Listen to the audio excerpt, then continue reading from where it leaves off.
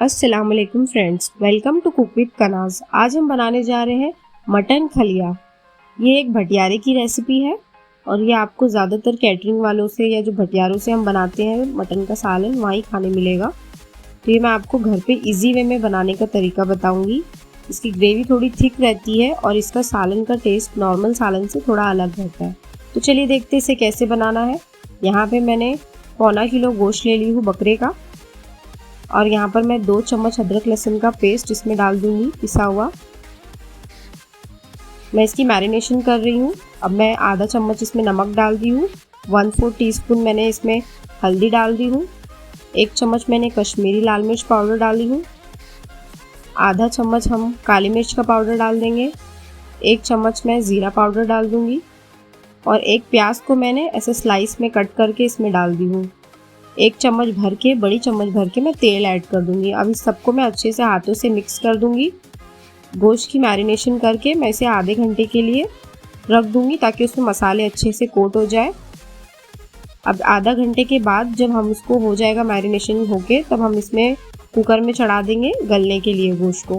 मैं इसमें पानी नहीं डालूंगी क्योंकि गोश्त में भी पानी छूटेगा, तो इसीलिए। यहाँ पर मैंने 2 प्याज को कट करके इसको तल के इसका बिरिस्ता बना ली हूँ, थोड़ा सा गोल्डन ब्राउन करके। और मैंने एक अलग कढ़ाई में यहाँ पर तेल डाली हूँ और ये वही तेल है जिसमें मैंने प्याज को फ्राई की थी, वही तेल यूज़ करूँगी, इससे टेस्ट भी अच्छा आएगा। यहाँ पर मैं अक्खे गरम मसाले डालूँगी। ये लौंग है, इलायची है, बादियान का फूल है, बड़ी इलायची है, जावित्री है, काली मिर्च है। खड़े गरम मसाले आप अपने हिसाब से कम ज़्यादा कर सकते हैं। यहाँ पर मैंने एक दालचीनी का टुकड़ा ली हूँ, 1 चम्मच ज़ीरा भी डाल दूंगी और 3 तेज़पत्ता ले ली हूँ। अगर आपको खड़े गरम मसाले ज़्यादा नहीं पसंद, बहुत से लोग नहीं पसंद करते हैं क्योंकि, तो आप लोग इसको स्किप भी कर सकते हैं, लेकिन डालने से फ्रेग्रेंस अच्छी आती है और टेस्ट भी अच्छा आता है। खड़े गरम मसाले जब मेरे लाल हो जाएंगे तो मैं इसमें 1 चम्मच भर के अदरक लहसुन का पेस्ट डालूंगी और इसको अच्छे से भून लूँगी चला के। यहाँ पे मैंने 15 से 20 काजू ले ली हूँ और ये जो मैंने प्याज तल के रखी थी उसमें काजू और 1 चम्मच भर के मैंने खोपरा, घिसा हुआ खोपरा है, वो सब डाल के पेस्ट बना लूँगी। यहाँ पर मैंने 2 बड़े टमाटर का पेस्ट बना ली हूँ, 2 बड़े साइज़ के टमाटर ली थी, उसको ग्राइंडर में पीस ली हूँ। अब मैं इसको ऐड कर दूँगी। जो मेरे टमाटर के पेस्ट है, जब मेरा अदरक लहसुन भून जाएगा तो मैं ये टमाटर के पेस्ट को उसमें ऐड कर दूँगी। अब आप देख सकते हैं ये भी पकना स्टार्ट हो गया है और इसको अच्छे से मैं चला लूँगी। उसके बाद मैं इसमें बाकी के मसाले ऐड करूँगी जो मेरे सालन में हमें ग्रेवी में यूज़ करना है। आधा चम्मच मैं इसमें भी हल्दी डाल दूँगी, 1 चम्मच मैं तीखी लाल मिर्च का पाउडर डालूँगी, 1 चम्मच भर के मैंने गरम मसाला पाउडर ली हूँ और 1.5 चम्मच मैं इसमें धनिया पाउडर ली हूँ, 1 चम्मच भर के चाट मसाला पाउडर ली हूँ।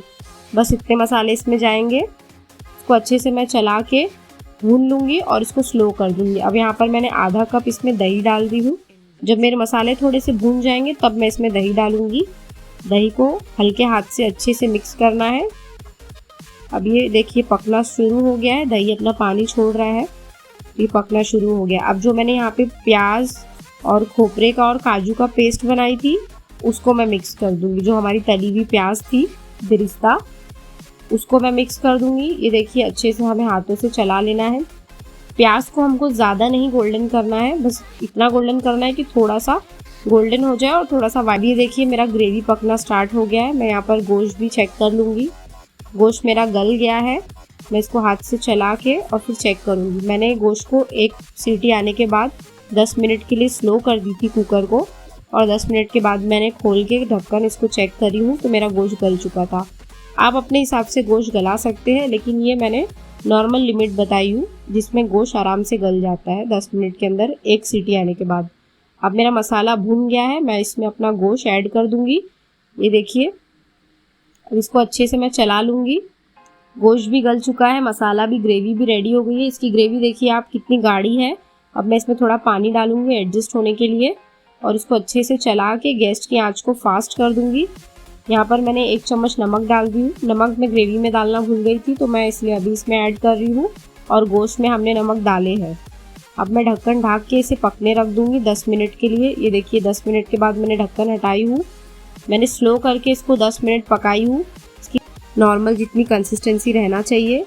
अब मैं थोड़ा सा तीखे और के लिए मैं इसमें चिली फ्लेक्स डाल दी हूँ 1 चम्मच, और केवड़ा इसेंस है ये, इसको 2-3 ड्रॉप डाल दी हूँ। स्किप भी कर डाल सकते हो इससे, लेकिन फ्लेवर अच्छा आता है।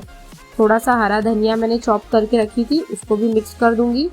आप देख सकते हैं इसका सालन ज़्यादा पतला नहीं रहता और बाद में और गाढ़ा होएगा, तो हमें एकदम मीडियम रखना है इसको। अब मैं इसको डिश आउट कर लूँगी। हमारा मटन खलिया बनकर बिल्कुल रेडी हो गया है, और आप इस तरीके से बनाएंगे तो ये बहुत ही अच्छा बनेगा। आप देख सकते हैं दिखने में भी लुक वाइज कितना खूबसूरत लग रहा है। मैंने इसमें कोई कलर वगैरह कुछ भी ऐड नहीं करी हूँ, नेचुरल कलर है, और दिखने में जितना अच्छा है उतना ही खाने में भी अच्छा रहेगा। आप इसे ज़रूर से ट्राई करें। ये कुछ हटके है नॉर्मल मटन के सालन या कोरमा से, थोड़ा सा हट के रेसिपी है, तो इसे ज़रूर ट्राई करें। इसे पाव के साथ, चावल के साथ, नान के साथ सर्व कर सकते हैं आप। खाने में बहुत डिलीशियस लगता है। इसे ज़रूर बनाएं, खाएं, अपने घर वालों को खिलाएं, और मेरे चैनल को लाइक, शेयर एंड सब्सक्राइब करें। अल्लाह हाफिज़।